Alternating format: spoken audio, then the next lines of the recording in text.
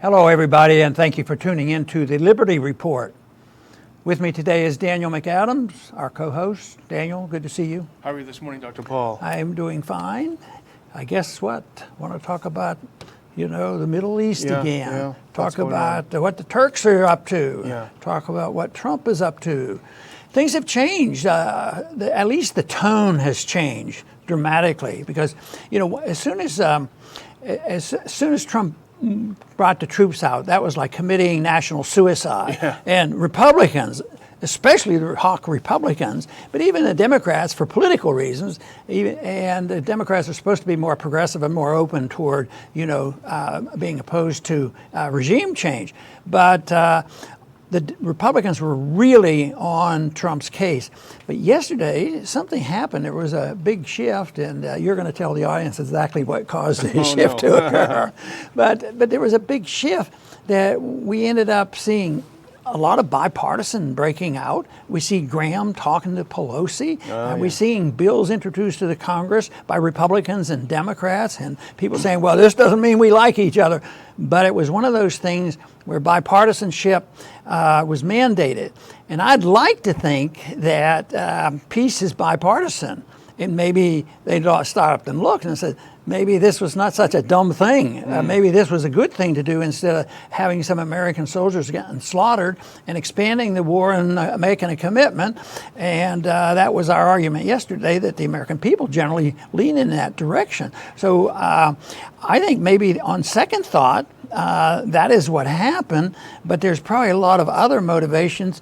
But see, in order to look like they're working with Republicans, they had to take a pause on impeachment. How can they be working with them and saying, well, we need to encourage you, sanctions are good, we're going to support these bills, and yeah, we want to get rid of you tomorrow. So it's a little bit confusing, but for Washington, not all that bad. Yeah, and this is the thing that we both read the piece in The Hill this morning. Trump GOP tensions over Syria show signs of easing, and that's the idea. Graham has toned down a little bit from Trump has just committed the worst sin of ever taking a couple dozen troops out of northern Syria. But unfortunately, that kind of good news, which is that the GOP is understanding the utility of this, has a little bit of bad news, Dr. Paul, and that's this. They all agree on the universal U.S. fallback. Okay, all right, Trump, but here's what we're going to do. Sanctions. Yeah. This is the thing. So Graham is introducing a new bill with Von Hollern, who's on the left of the Democratic Party. We talked about the Engel-McCall sanctions in the House. Hard sanctions against Turkey.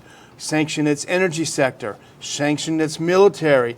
Prohibit Turkish officials from coming to the United States. We're going to hit them hard. How dare they go into Syria uninvited? Well, I wonder who else is in Syria uninvited. I guess that's a different thing. But I think the question is, will these sanctions work on Turkey? And that might be something to think about. Yeah, and sanctions aren't a very good method. How long we've been putting very, very severe sanctions on Iran, and they still hate us, Cuba. Yeah, they don't work. And so it is a fallacy. So in one sense, we say, yes, it's good because the troops are moving back, but it also emphasizes the point we've made for many years, and that is putting on sanctions and trying to hurt people because the leaders don't generally get hurt. And the purpose of sanctions is to try to get the people to rebel against their government. No, you still solidify power with the people. So yes, it's the move is okay, but this whole idea that sanctions, just because they're bipartisan, there's a political thing going on there, but that doesn't solve the problem. Who knows where the next can of worms is going to come? And it looks like the Turks aren't going to get pushed around real easily. It seems like they might be willing to stand up, and they do have a few allies now. I mean, they've always been talking, of course, to Russia, which means that the alignment with Iran is going to be stronger. And there's every reason to believe that, it may end up badly. But what we want to make the point is that people are coming together. They changed their mind. Yesterday they wanted, to condemn the president, for even backing off a little bit. But that sanctions are very bad. and sanctions are not the answer. Sanctions are done for one reason: regime change. The evil is us assuming that we know when to participate in regime change, that we are all brilliant about bringing people together because of American exceptionalism. And guess what? It hasn't worked all that well. American exceptionalism has to be the promotion of liberty and free markets and, property. But that isn't the case. But the little bit of move in the right direction is okay. But the warning that I'd like to get out today is sanctions cannot be the answer. And we've made that point so often about the wars we were fighting in Congress, is some of our anti-war allies were always saying, well, we're against the war. We don't want to send troops, but we want to kill the children by starving them to death. Look at this thing. Well, Cuba and look at what, Iraq and all these things. Yeah. These are vicious acts of wars that we would never put up with if they were levied against us. Yeah, that's true. And I think the good news in this is, I think this is going to be different. I think we're going to see the end of sanctions as a U.S. foreign policy tool. Right. With this, I think they're biting off more than they can chew with Turkey. Could be wrong, but this is my sense. And here's sort of my Exhibit A in my defense. There's a big U.S. delegation landing in Istanbul today.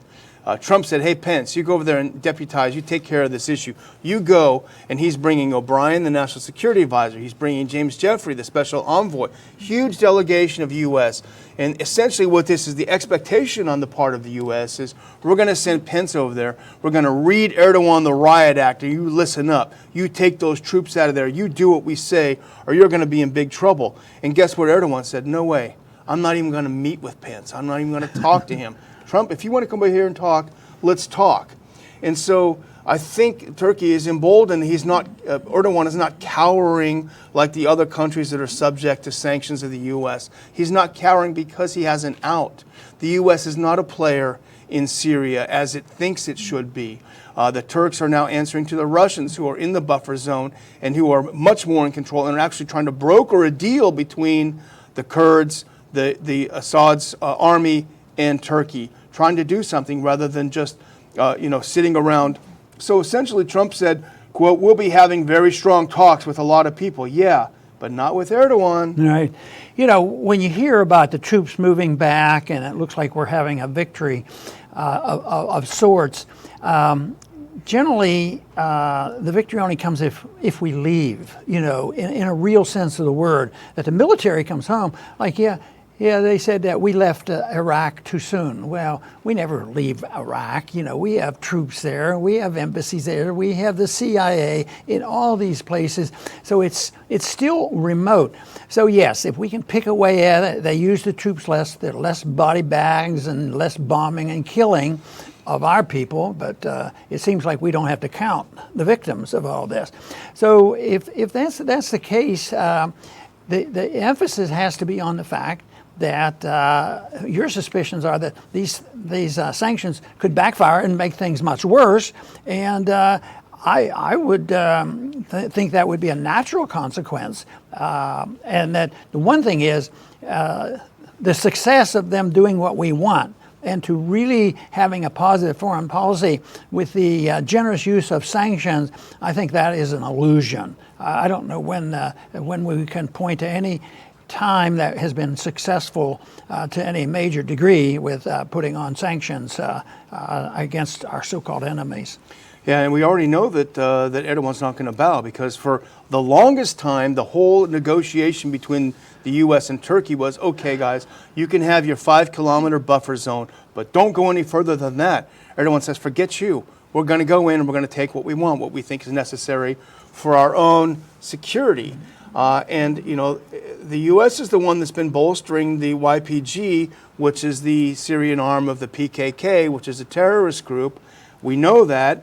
And Turkey has felt threatened because they've been for however many decades, since the 70s, struggling with PKK terrorism in Turkey that's killed tens of thousands of people. Not defending it, but this is a fact. They felt like they're acting in their own interest to go in and do this. The Graham von Hollern sanctions and the others, it's an idiotic response, because as we pointed out for 2 days now in a row, the situation is resolving itself. There's no wholesale slaughter of the Kurds. There are some unfortunate consequences, of course, of the incursion. It's never a pretty thing, and of course, we're not happy about it.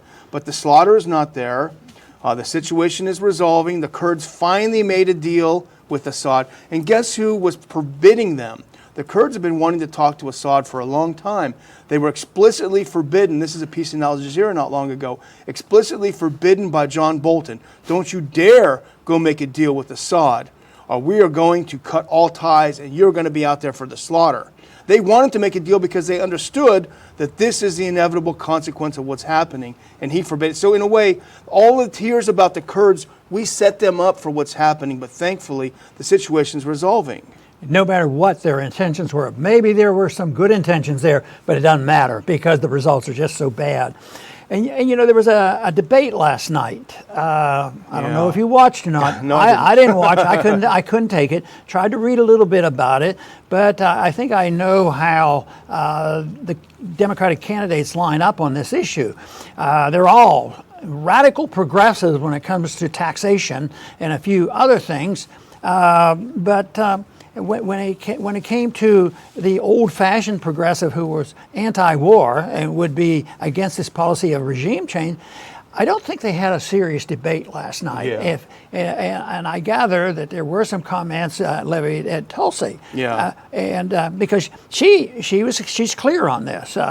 She says, "What are you guys going to do about regime change? Do you support regime change?" And I guess she didn't win a lot of influence with the other candidates, but she's the only one that says anything. So what a switch from say the 1960s when Democrats were identified with anti-war and progressivism and us staying out of these affairs. Yeah. But things have changed a lot over the last 30 or 40 years. It just seems like it's a political football, it's an economic football, it's Keynesian, military Keynesianism, and the budget, and all these things interfere with it.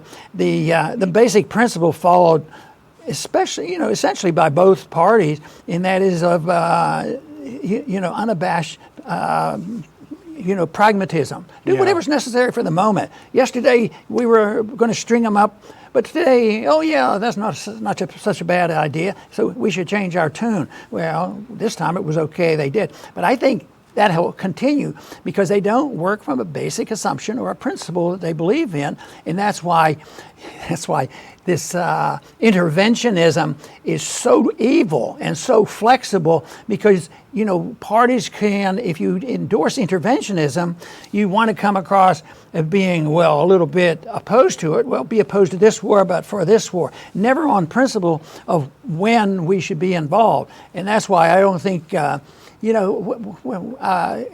guess if we have a serious debate with Trump and one of those progressives, I think that I certainly hope he did it before and it didn't hurt his campaign, will come out and defend, a non-interventionist foreign policy. Yeah, and you may have seen this New York Times hit piece on Tulsi Gabbard recently. This is something out of Stalin era. They said, she's an agent of Russia. What's her real game? What's she really up to? It's a classic thing out of the old denunciation show trial things. So it's incredible. But, Warren and Tulsi went at it a little bit because Tulsi came out and said, I'm against all these regime change wars. It's doing no good. It's making things worse. What about you guys? And here's Elizabeth Warren, the great armchair general. Well, I think, we shouldn't be involved in that, but Trump is wrong. He shouldn't take the troops out so fast. And here's something that I read, and I shared it with you this morning, this great quote from Defense One, which, as far as I can see, really is a pretty objective source because it's just about military and military issues. And listen to this. Here's why Trump took the troops out like he did, which is now, leave. This is a quote from Defense One, I think yesterday or today. With Turkish forces moving south, Kurdish forces preparing their defenses, and Assad regime troops heading north and east, U.S. troops were stuck in an untenable situation with no option but to exfiltrate out of the kill zone. Indeed, it would have been a dereliction of duty had a numerically smaller U.S. force been ordered to stand their ground. I wonder if any of them understand that. These troops were caught between all of these armies. Their only purpose there was to keep the Turks away from the Kurds, which wasn't our mission. Oh, they should stay there and all be slaughtered. Maybe there was one advisor or involved with the Democrats and others that pointed this out, just a little bit of common sense, and that might have participated in why they have shifted, because it was so obviously a stupid thing, to do, and they changed their mind and their tone. I mean, hopefully that's the case, And Schumer, not to pour cold water on it, he says as soon as we get back in, we're going to pass a resolution condemning Trump for taking these troops out. Oh yeah, well I hope someone points him out that these troops would have been killed if he hadn't done that. But I would close with a good piece I read this morning from our good friend David Stockman, who always throws out some real fastballs. And he had a good piece, and I encourage the whole piece. You can find it on Anti-War Today. But he makes a great point about NATO and the foolishness of NATO. And this is that, just listen to this. This is great Stockman. He's talking about how the last 24 hours or so, the whole predicate of NATO was slammed by the lunatic conflict of Washington's own making. And this has to do with Article 5, the mutual defense aspect of the NATO treaty. And here's Stockman. So had Turkey invoked Article 5, Washington would have been obliged to join its Turkish and Free Syrian Army allies in attacking its Kurdish SDF allies. Or in the alternative, had Washington invoked Article 5, presumably Turkey would have been obliged to make war on itself. There's NATO. There's NATO in a nutshell. That's a pretty good argument for staying out of entangling alliances. Now that's a little bit entangled. Okay, very good, Daniel. And I'm going to close just by emphasizing, the value of non-interventionism, as I always do, because that does answer a lot of these questions, would have prevented problems like this, and would move us in the right direction. I'm still hoping we're going in this direction. But I'm going to close out today a little bit differently, because I'm going to invite you to watch our program tomorrow, because it is unusual to have this guest on the program, but my son Rand Paul will be on the program tomorrow. He's been on a couple times, but it's been a while, and I thought that maybe we could get him on and have him talk about his book. He has a book on socialism. He deals with the fact that there's a lot of socialists running these days, and I hope to get the definition of socialism and everything else out there on the table. And the one thing I know is that when somebody comes on for a book interview, I think we're allowed to ask him some other question. But that'll be live streamed at our usual time, 11 Central. So please turn in tomorrow for that special interview with Rand Paul. I want to thank everybody for listening today to the Liberty Report. Please come back soon.